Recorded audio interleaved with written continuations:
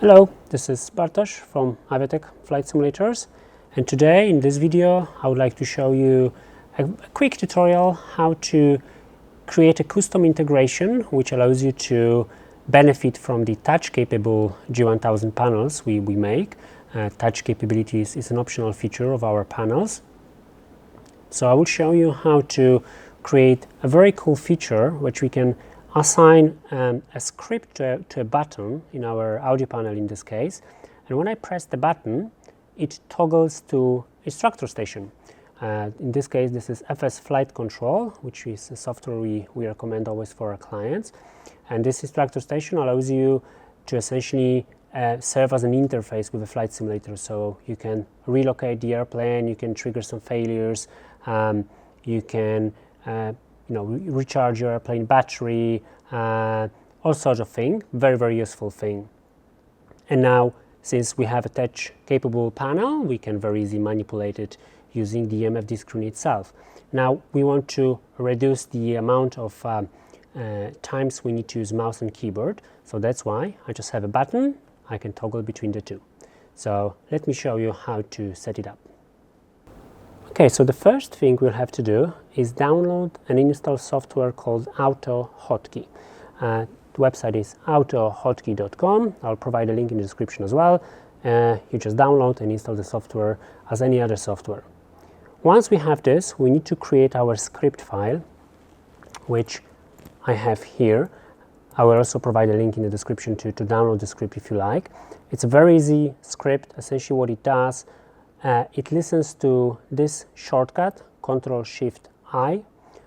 Once detects this shortcut, it makes a simple toggle, essentially shows or hides FS Flight Control. It's that easy. Once we have this file saved, we need to open the AutoHotkey dash and then press compile. Now we need to navigate to our file,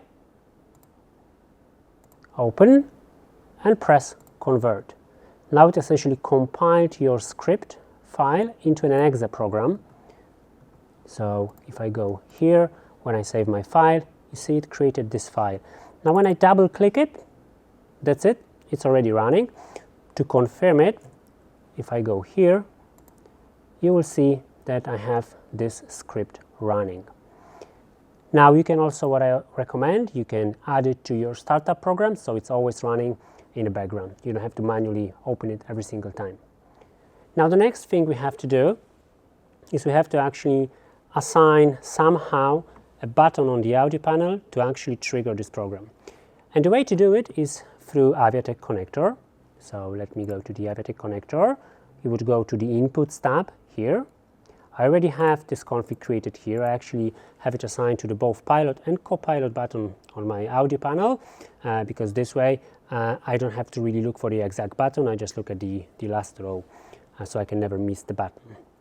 But let me show you how to create it from scratch here. So you add a new line. We would call it FS Flight Control, for example. Make sure to select it as active.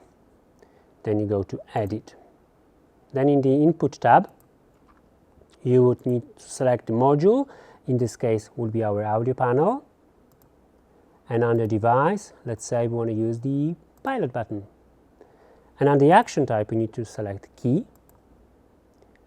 Now let me just close the script, because if I would introduce this shortcut now, it will actually run the program. So I would go Ctrl-Shift-E, and we have this shortcut here, and you would just press OK and save your program, and that's it, you're ready to go. So I hope this was useful, and happy flying!